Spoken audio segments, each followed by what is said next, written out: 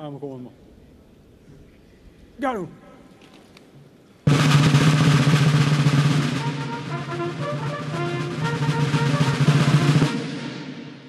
Présentez. Armes.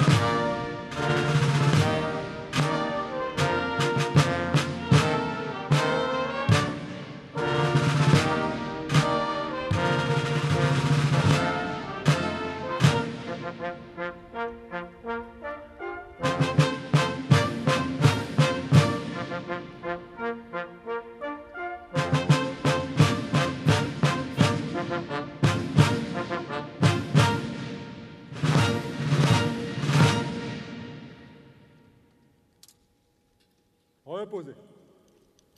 Armes.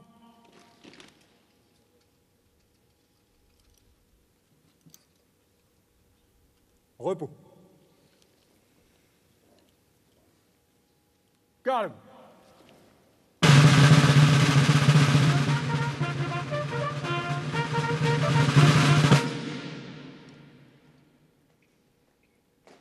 Présentez. Armes.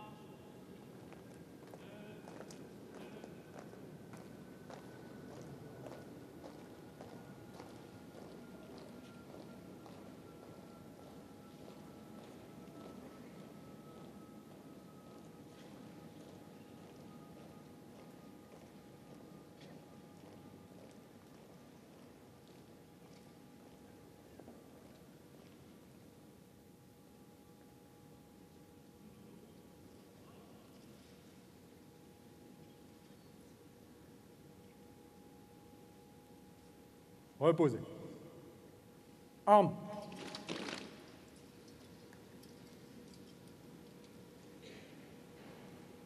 Repos.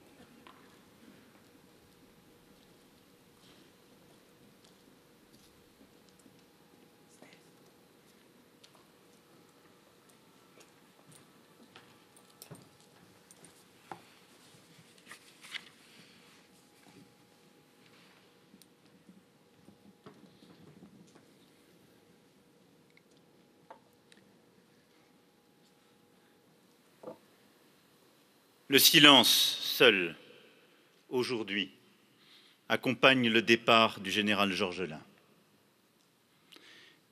Et comme en écho, sa voix nous revient. Cette voix qui le précédait toujours de quelques mètres. Dans le chantier de la reconstruction de Notre-Dame de Paris, elle claquait, saluait, encourageait. Elle couvrait le bruit des outils et le vacarme des artisans. À l'Élysée, sa voix s'échappait dans la cour d'honneur quand l'été venu, le général ouvrait sa fenêtre. Elle concurrençait à elle seule l'orchestre de la garde républicaine, trompettes et tambours, montait aux étages, faisait sourire d'avance ceux qui travaillaient avec lui. Voix rocailleuse des Pyrénées, abrupte ou chaleureuse. Sévérité militaire et bonhomie un peu rude. Accent théâtral qui lui faisait allonger des voyelles. Sa voix semblait toujours être prolongée par quelque écho, comme si le général conversait dans une crypte, dans une chapelle, dans les abbayes ou les églises qu'il aimait tant. Cette voix était l'expression de son caractère exceptionnel, autant que le moyen de convaincre, d'impressionner, quelquefois de réduire au silence tout ce qui entravait ses desseins. Le général, c'était cette voix. Une force qui va, un mouvement qui venait de loin, de son pays natal, du Comminges, d'Aspet, des brumes du pic de Cagir. Moi qui fus un soldat quand j'étais enfant, comme disait Victor Hugo. Né en 1948, Jean-Louis Georgelin fut un enfant de l'après-guerre et à coup sûr, déjà, un soldat. Un enfant élevé dans le souvenir et bientôt la rumeur des guerres. Son père, sous-officier, combattait à des milliers de kilomètres, en Indochine, puis en Algérie. Sa mère, Marcelle, fut pour toujours le pilier de sa vie.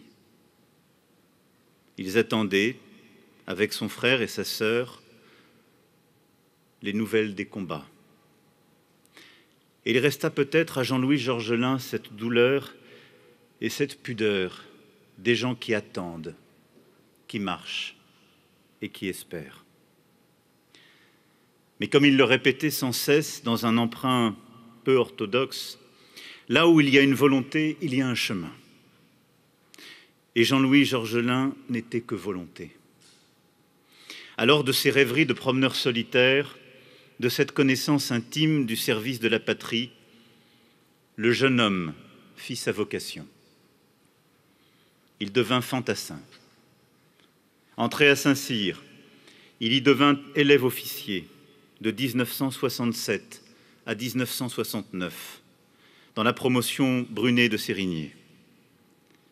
Puis ce furent le 9e régiment de chasseurs parachutistes, l'école d'application de l'infanterie à Montpellier, l'état-major de l'armée de terre. Après un séjour aux États-Unis, Jean-Louis Georgelin intégra l'école de guerre. En 1985, il revint à Saint-Cyr. Cette fois-ci, pour commander une promotion. Instructeur exceptionnel, professant, éprouvant par ses actes la grandeur du métier d'officier. Ce chef savait que diriger était d'abord montrer l'exemple. Alors, avec ses élèves officiers de la promotion cadet de la France libre, il accomplissait chaque mois une marche commando. Encore aujourd'hui, ces derniers n'ont rien oublié de la malice de leur commandant, de son détachement bourru qui masquait la tension affectueuse. Jean-Louis Georgelin voulait pour eux le meilleur, la liberté dans la discipline et l'entraide. Là où il y a une volonté, il y a un chemin. Et ce chemin s'éleva sans cesse. Après un retour dans son cher 153e régiment d'infanterie de Mutzig, où il avait aussi servi jadis, il s'affirma comme un officier d'exception. Bourreau de travail, meneur d'hommes, délégant avec confiance, mais toujours obsédé des détails. Cet officier savait trancher, ne jamais s'embarrasser des fausses contraintes. Son charisme tenait aussi à son érudition. La culture générale est la véritable école de commandement, aimait-il à répéter. En 1997, envoyé en mission en ex-Yougoslavie, Jean-Louis Georgelin fut nommé général de brigade. Une force qui va, toujours, plus haut. Elle était chez lui un élan irrésistible. Elle impressionnait et séduisait. Mais elle cachait aussi un art du dialogue, de la négociation. Ainsi, Jean-Louis Georgelin savait être diplomate. Un très bon diplomate, selon le président Jacques Chirac, que le général servit comme chef d'état-major particulier à l'Élysée, à compter de 2002, lors de crises majeures. L'entrée en guerre en Afghanistan, les opérations de nos forces dans les Balkans, au Liban, en Côte d'Ivoire. Cette force, surtout, voulait servir. Servir un chef de l'État exige toujours de dire la vérité, pour inconfortable qu'elle soit. Parfois, servir suppose de convaincre, en menant auprès des administrations, selon ces mots, un combat mobile d'usure. Enfin, d'assumer toute décision politique avec loyauté et esprit de devoir. Chef d'état-major des armées sous la présidence de Nicolas Sarkozy, Jean-Louis Georgelin fut un serviteur exemplaire. Cette force n'était pas non plus dénuée de finesse. En 2010, le général Georgelin accéda à la grande chancellerie de la Légion d'honneur. À ses pas telluriques qui faisaient trembler les médailles et les porcelaines de l'hôtel de Salm, certains prirent crainte. Mais pendant 6 ans, avec une subtilité et une profondeur attentive, le général rénova l'institution comme ses bâtiments et ses collections. Cet amoureux du patrimoine savait redonner du lustre en posant la lumière du jour sur les merveilles du passé, dont la grille du frère Denis de l'ancienne abbaye royale. Car cette force était aussi celle de la foi. Jean-Louis Georgelin était catholique. Comme il était soldat de la France, serviteur de l'État et de la République, sans rien d'incompatible entre ces 3 aspirations, avec l'agencement entre le spirituel et le temporel qui permet la vie en commun dans une république laïque. Sa foi se décelait à chacun de ses gestes, dans son dévouement pour des causes plus grandes que lui, dans cette charité qu'il pratiquait toujours dans l'ombre, dans sa joie quand, installé à l'Élysée comme représentant spécial du président de la République, il apprit qu'il aurait pour bureau une ancienne chapelle. Dans sa distance paradoxale aux hommes et aux choses. Le général Georgelin ne se considérait pas comme un intellectuel. Son humilité le retenait de s'attribuer le titre. Il avait pourtant tant lu et retenu de Blaise Pascal la différence entre les grandeurs naturelles et les grandeurs d'établissement. Les premières naissent des vertus physiques et morales qui doivent être admirées et reconnues. Les secondes sont l'expression de l'ordre social auquel l'on doit se conformer loyalement. Cette distance critique n'était jamais chez lui du cynisme. Il était chef, installé dans la vie, et cachait sans doute toujours secrètement ce petit chose et ses fragilités. Avec une forme de liberté de jugement, de sagacité amusée, une distance qui faisait sa valeur de conseiller et son autorité de chef, son humanité. Oui, sa force était aussi une foi. Il était un soldat pénétré d'espérance, celui qui croyait au ciel et celui qui marchait au pas. Là étaient les deux nœuds du même bois. En avril 2019, au lendemain de l'incendie de Notre-Dame de Paris, de là où je suis, j'ai appelé le général Georgelin. Il avait passé la nuit incrédule et meurtri. Il avait pensé, soulagé, que l'homme qui dirigeait l'intervention des sapeurs-pompiers, le général Gallet, était l'un de ses anciens élèves de Saint-Cyr, dont il connaissait la valeur au feu et au front. Mais enfin, rien ne pouvait tellement le consoler. Notre-Dame de Paris était bien l'âme de la France. C'était même son enfance, quand avec son père, ils avaient accompli un grand tour de nos monuments nationaux. C'était l'orgue, jouant la musique de liturgie qui lui faisait monter les larmes et dont l'idée du silence désormais dans la cathédrale ravagée les lui faisait monter plus encore. Lorsque ce jour d'avril 2019, je lui ai confié le destin de ce chantier colossal, presque impossible, le général Georgelin n'exprima qu'une chose, sa volonté de servir. Il ne broncha pas à l'exposé de sa mission, reconstruire en 5 ans. Lorsqu'il y a une volonté, il y a un chemin. Et aussitôt dans son regard, dans ses mots soigneusement choisis comme toujours, j'ai vu le général convoquer chacune des qualités éprouvées lors de sa carrière. L'ancien responsable de la planification et des finances à l'état-major mettrait en œuvre un calendrier que d'aucuns jugeaient déraisonnable. L'officier d'exception garantirait l'unité d'action entre tous les corps de métier. L'homme de volonté ne se laisserait pas impressionner par les experts, mais deviendrait lui-même le plus grand expert du sujet et les embarquerait.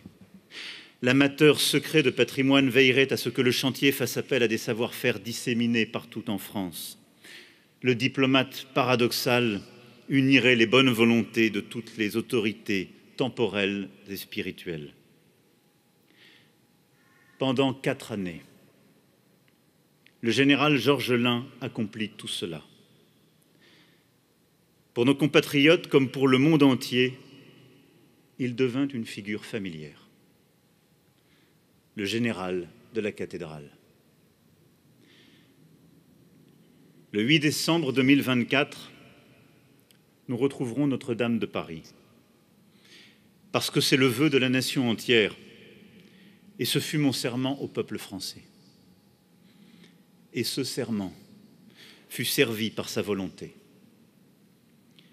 Jean-Louis Georgelin ne vivait pas d'honneur, mais d'espérance. Il avait un but. Sa vie a connu son terme avant de l'atteindre. Mais toutes les grandes œuvres nécessitent cette part d'effort qui n'attend pas forcément de récompense. Le 8 décembre 2024, les portes de Notre-Dame s'ouvriront. Les murs de la nef seront blanchis, les vitraux plus clairs, la splendeur du lieu plus pure encore. La cathédrale retrouvera le culte. Seront là les catholiques. Vous serez là, Monseigneur, et autour de vous, vos évêques, vos prêtres et tant d'autres. Seront là tous ceux qui travaillaient avec lui et ne perdront plus jamais le goût de son exigence, qui, quand elle était brusque, se rattrapait ensuite par 1000 attentions. Seront là les femmes et les hommes du chantier, celles et ceux du général, comme on dit ceux de Saint-Cyr ou de l'infanterie, ses adjoints, ses architectes, ses compagnons du grand œuvre. Seront là les anonymes, charpentiers et maçons, vigiles et orfèvres, venant de la France entière, qui samedi, à l'annonce de sa mort, ont tous pleuré. Mon général, le 8 décembre 2024, ces femmes et ces hommes penseront à vous, à votre silhouette manquante parmi ces piliers, à la fierté que vous auriez éprouvée face à ce succès assurant à votre nom sa place dans la longue chaîne des temps. Nous penserons à vous. Je penserai à vous. À la manière que vous auriez eue de marcher un peu à part de la foule, dans la nef, prenant ce moment pour vous, rien qu'à vous, dans le secret et l'ombre de votre foi. Et vous serez là, en général, dans le carillon, à travers les coups de l'Angélus, perçant le son des cloches de Notre-Dame de Paris. Toute la nation vous entendra encore. Nous entendrons votre voix rire, gronder, déclamer. Nous entendrons vos silences aussi, qui disaient la solitude et les blessures pourtant tuent. Nous entendrons votre voix, forte, déterminée, revenue d'outre-tombe, mais toujours là. Voix patriote, voix de la France, cantique des cantiques. Alors, nous pourrons vous dire merci. Adieu, mon général.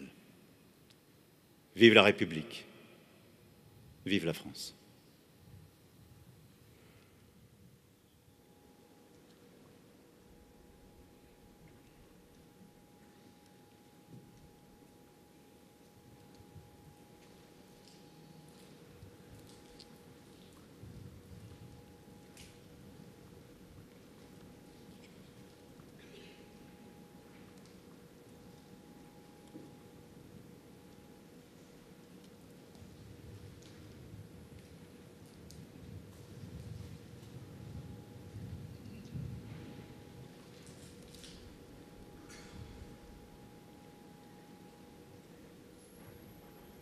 Garde.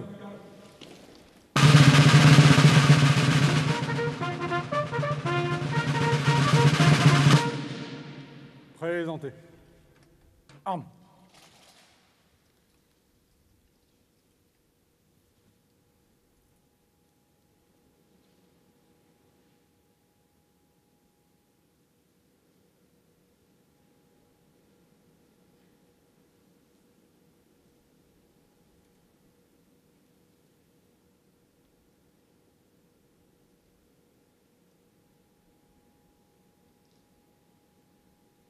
Aux morts.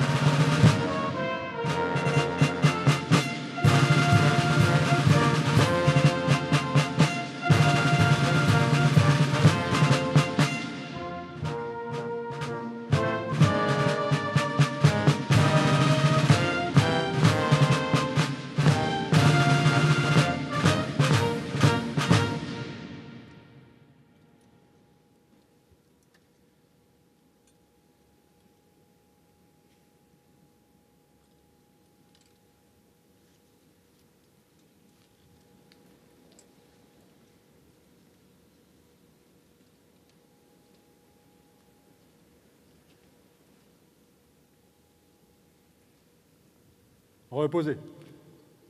Armes.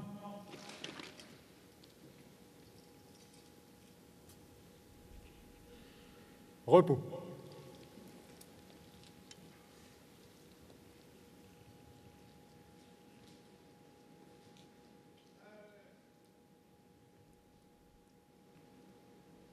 Calme.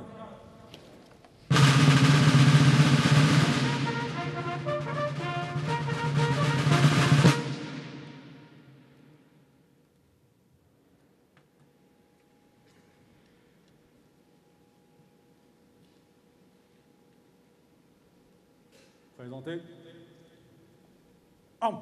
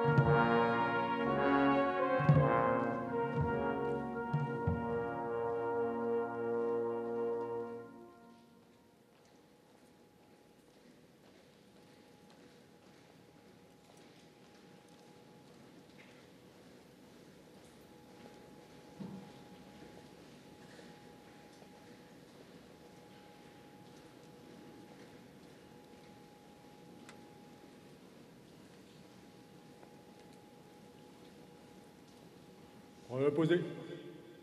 Armes.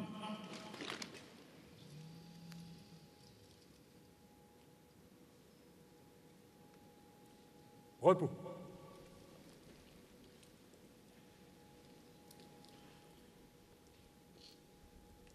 Calme.